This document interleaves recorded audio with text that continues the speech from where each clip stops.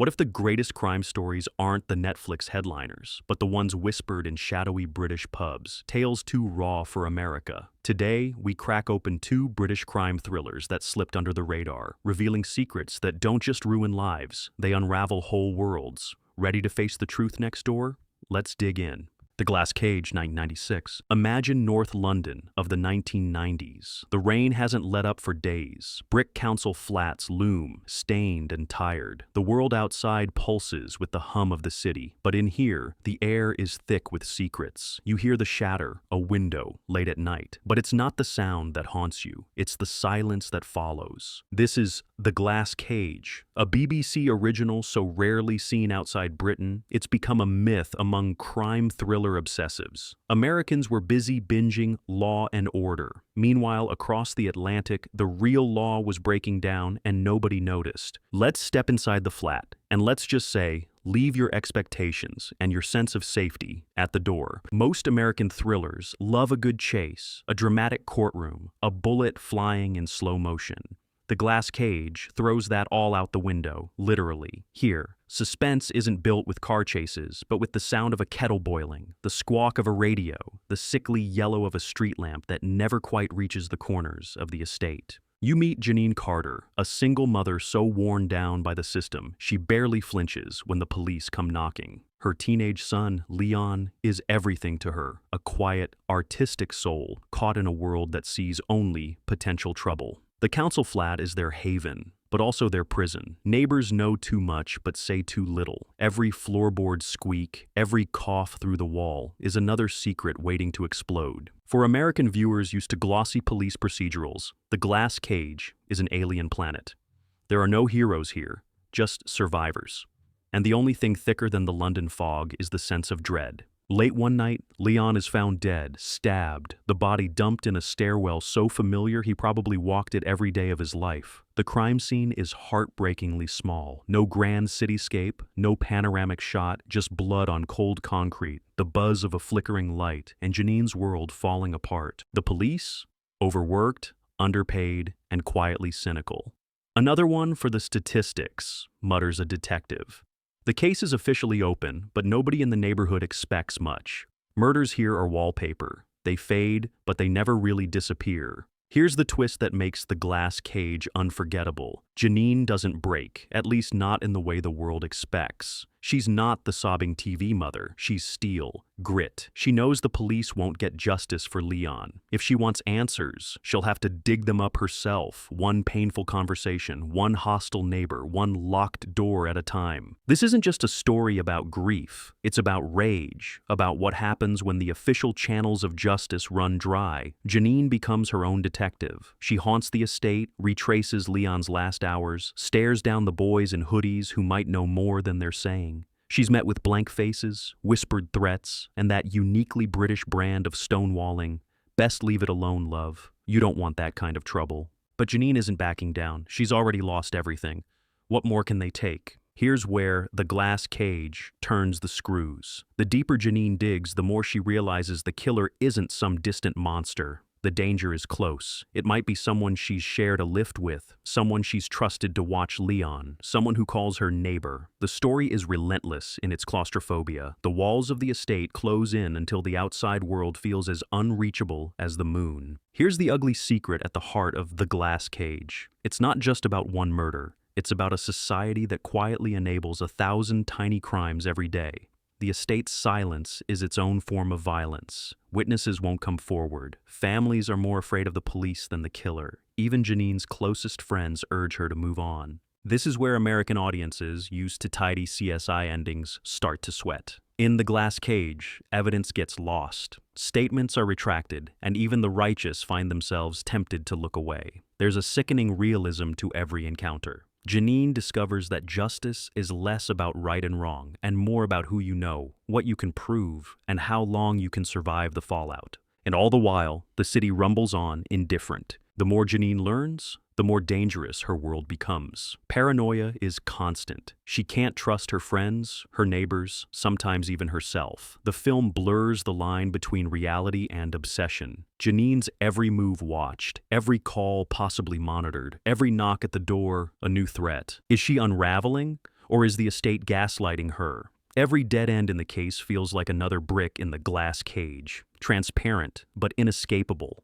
It's a metaphor for British social housing, for poverty, for the unbreakable cycles of violence and silence. What's truly chilling is the way the audience starts to feel complicit. As viewers, we want her to push harder, to risk more, to get justice. But at what cost? When does the pursuit of truth become its own form of self-destruction? Without spoiling the payoff, here's what makes The Glass Cage stand out from the crowd. Justice doesn't come with a badge and a gun. It's messy, compromised, and maybe even unsatisfying. Janine does get answers, but not the kind you'll find on American TV. The film asks, what happens when you solve the crime, but nothing changes? What if the villain isn't just a person, but the system itself? There's no slow-motion arrest, no dramatic confession. The final confrontation is shockingly ordinary. Two people in a dingy kitchen sharing tea and accusations. The aftermath is haunting. Life continues, wounded but unchanged. The glass cage is cracked but never shattered. At its core, The Glass Cage is about the invisible people, the ones the tabloids ignore, the ones who vanish without headlines. It's a story about the price of silence and what happens to those who refuse to pay it.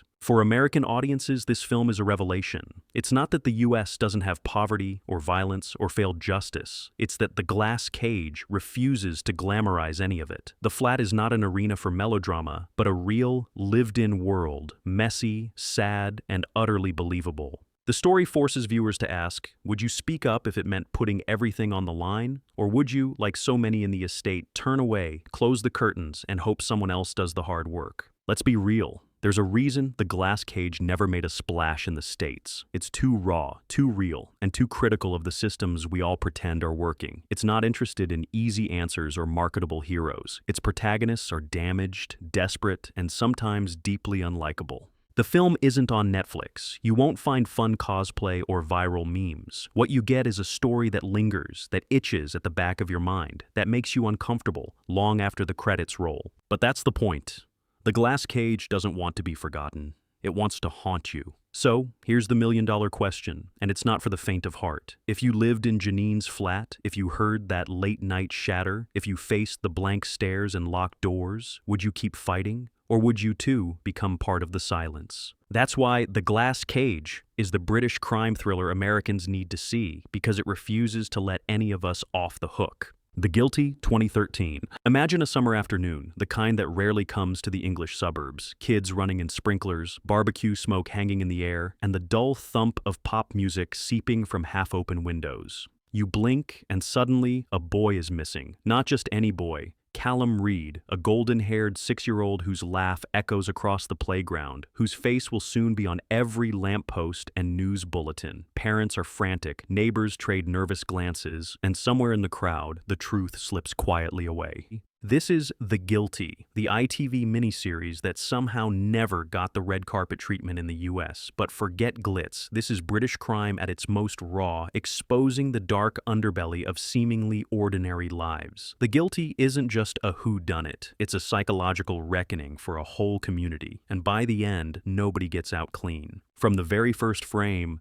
The Guilty throws you into the chaos of a missing child investigation. But don't expect the frantic police chase or tabloid-ready melodrama you'd see on American primetime. Instead, the series lingers on the agony of not knowing, of every parent's worst nightmare unfolding in excruciating slow motion. The camera is obsessed with faces, hollow-eyed mothers, shell-shocked fathers, neighbors who suddenly can't quite look each other in the eye. The genius of this show, every smile in the opening scenes, every "how are you" is loaded with secrets. Director Edward Bazalgette paints the English suburb not as a safe haven, but as a pressure cooker. The closer you look, the more the cracks show. Affairs, feuds, old resentments, and buried guilt. When the police, led by the methodical but tormented DCI Maggie Brand, arrive to investigate, it quickly becomes clear that solving the case will mean ripping the lid off every private agony on the block. And nobody, absolutely nobody, wants that. Most crime shows end when the body is found, not The Guilty. 5 years after Callum's disappearance, his remains are discovered, just meters from his family's home. Suddenly, The wound is ripped wide open. The police descend, media swarms, and all those carefully tended lies and half-truths come flooding out. Maggie Brand, now herself a mother struggling with the trauma of a stillbirth, is called back into the case. She's not the tough-as-nails American detective archetype. Maggie is tired, haunted, and desperate to redeem herself. The missing boy isn't just another file, he's a mirror for everything she's lost. As Maggie retraces the steps of that summer barbecue, she collides with a wall of silence. The neighbors, once so eager to help, have changed. Some have grown bitter. Others have secrets too dangerous to share. Even Callum's parents, Philip and Claire, are no longer the grieving couple they once were. They're strangers, united by pain and suspicion.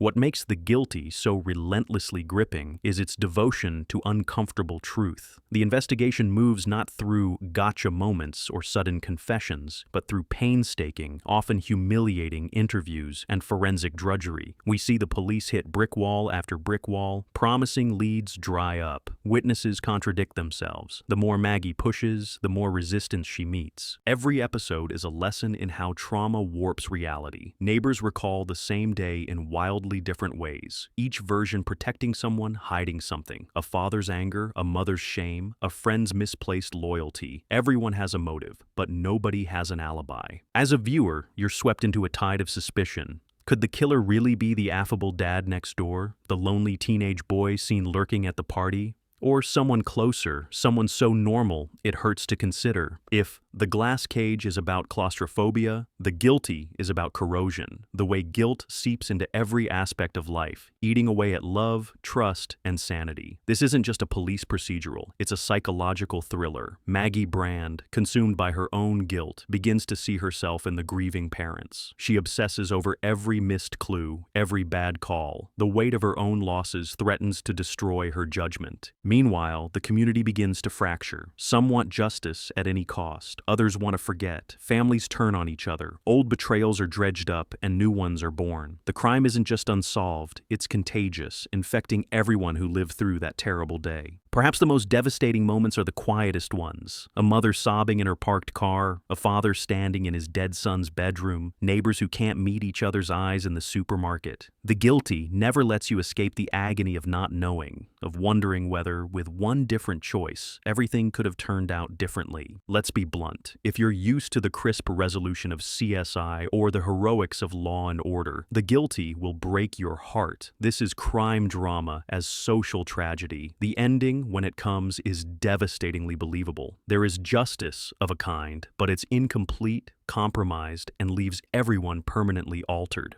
The killer's identity, when revealed, is not a monster from the shadows, but someone heartbreakingly ordinary. The motive isn't a master plan, it's a moment of weakness, a stupid decision, a lifetime of small lies that snowball into catastrophe. The show forces us to confront a painful reality. Sometimes there's no catharsis, sometimes all you get is the truth, and even that can destroy you. What really sets The Guilty apart is its refusal to cast blame in black and white. Every character is, in some sense, guilty. Guilty of pride, cowardice, self-deception, or simply looking away when they should have spoken up. The series holds up a mirror and dares us to see ourselves. With the case solved, you might expect relief or triumph. Instead, The Guilty lingers on the scars.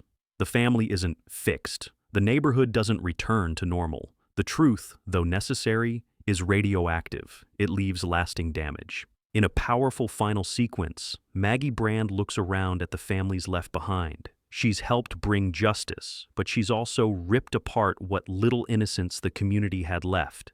The message is clear.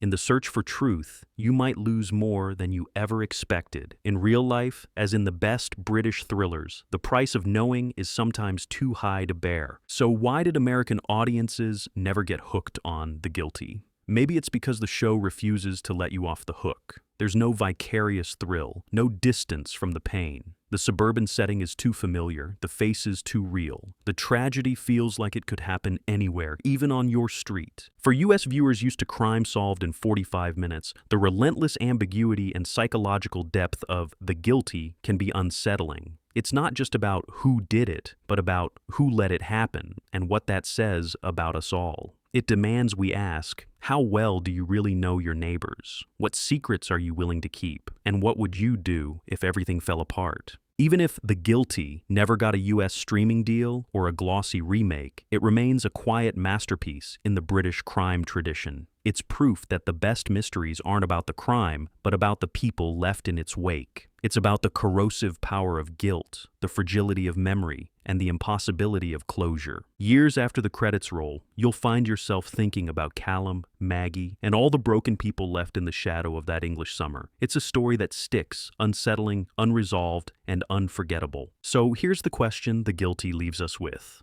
If you could finally know the truth, at the cost of everything you love, would you want to? Or is some ignorance worth keeping, just to survive another day? That's the haunting brilliance of British crime thrillers. They don't just show you darkness, they make you wonder if you could ever find your way out. If these two British crime dramas got under your skin, imagine what else is hiding just out of sight, waiting to pull you in. So, are you brave enough to seek out these forgotten gems and see how deep the rabbit hole goes? Drop your thoughts, theories, and your own hidden favorites in the comments. Hit like, subscribe, and ring the bell, because next time we're uncovering even more secrets the world was never supposed to see. In the end, every neighborhood has its shadows. The question is, will you look?